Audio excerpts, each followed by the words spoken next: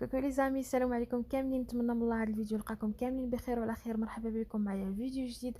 كما شفتوا في العنوان، اليوم غادي نشارك معكم واحد الدجاج اولا الكفته ديال الدجاج على الطريقه التركيه، كتجي رائعه بزاف. هاد الوصفه كنت كليتها عند واحد صاحبتي تركيا اللي كانت عرضاتنا ودارت لنا مجموعه ديال الاطباق ديالهم ديال تركيا، اللي صراحه حتى هما الماكله ديالهم رائعه لا يعلى عليها، وعطاتني بمجموعه الوصفات، ومن بينهم كان هذا الدجاج اللي كنت غادي نصايب اليوم، وقلت ضروري ضروري خاصني نجربه معكم، حيت كيستحق التجربه صراحه، كيجي زوين بزاف.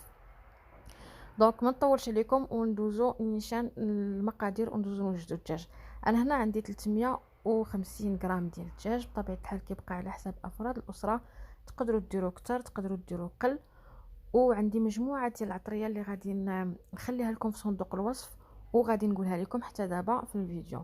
دونك كنقطع داك الدجاج بالطريقه اللي كتشوفوا، وعندي نص فلفله مشويه ونص بصله مشويه اللي شويتهم غير في الفران. تقدروا تشويهم على العافيه اولا تقدروا ديروهم غير في مقله بلا زيت.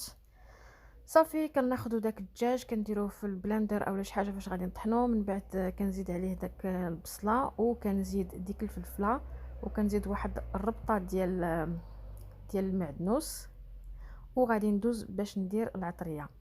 السر ديال هاد الدجاج هي هاد العطريه اللي غادي نديرو هنا. درت معلقه صغيره تكون عامره مزيان ديال التحميره، وغادي نزيد نص معلقه صغيره ديال القرنفل، غادي نزيد معلقه صغيره ديال الكمون، وعندي الزعتر، وعندي القزبر يابس، وعندي الثومه بودر، معلقه كبيره ديال الخل، شويه ديال الملحه وشويه ديال البزار. يعني العطريه كامله غادي نديرو معلقه صغيره عامره، الا القرنفل اللي كنديرو معلقه صغيره، يعني نص معلقه صغيره باردون. صافي وكنخلطوا كل شيء حتى كيرجع لينا بحال الكفته.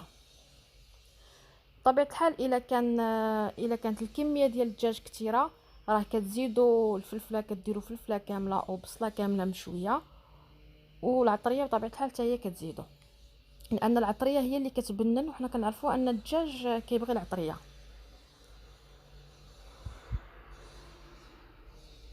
صافي فاش كنطحن كلشي كنجيبوا واحد الفيلم اليمونتير وكنبدا نستف الدجاج بهذه الطريقه اللي غادي تشوفوا في الفيديو.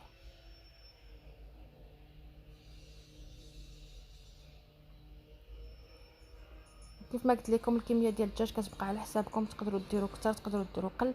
صافي كنبقى نستف الدجاج بهذه الطريقه اللي كتشوفوا، كنقادو مزيان من الجناب، ما نديروش رقيق بزاف وما نديروش غليظ بزاف. صافي هكذا من الاحسن تكون شي حاجه تحت منه باش تشد لينا لا فورم. صافي وغادي نسد عليه بداك البلاستيك الغذائي وندخلوه للثلاجه، اقل حاجه واحد 2 سوايع حتى 3 سوايع، حيت شحال ما برد الدجاج شحال ما كيشد لينا راسو. وعاد العطريه حتى هي كتشرب في الدجاج مزيان. صافي انا هنا غادي ندخلو للثلاجه، انا درتو وجدته في الصباح، خليته حتى العشيه عاد غادي نطيبوه. فاش كنخرجوه، هنا كنمشى ليا المقطع ديال الفيديو، المهم فاش كنخرجوه كيكون بارد، كيجينا سهل باش كنقطعوه بهذه الطريقه اللي كتشوفوا، وكندوزو نديروه نيشان في المقله اللي كتكون سخونه، ما كنديروش فيها الزيت بزاف، غير شويه ديال الزيت بحال غير كندهنوها، وكندوزو باش كنطيبوا داك الدجاج.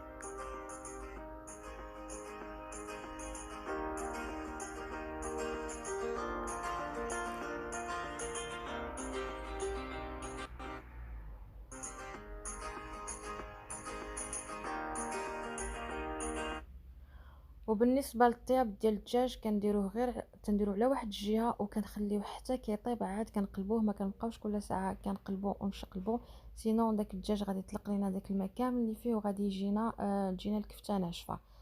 صافي كنبقى غاديه بهذه الطريقه حتى كنسالي داك الدجاج كامل. صراحه كيجي زوين، تقدروا تقدموه مع الرز، مع المشاوي، مع اي حاجه كديروها، تقدروا ديروا معاهم كفته، ديروا بزاف حوايج، والدجاج كديروا بهذه الطريقه كيجي زوين. دونك كان هذا هو الفيديو ديال اليوم، وهذه هي الوصفه ديالنا ديال هذا النهار، نتمنى تعجبكم. وتا لهنا كيسالي الفيديو ديالي معكم، ولا جربتوه اكيد تخليو ليا لي كومونتير ديالكم. دونك انا حتى لهنا تيسالي معكم الفيديو، ونتلاقاو فيديو جاي ان شاء الله.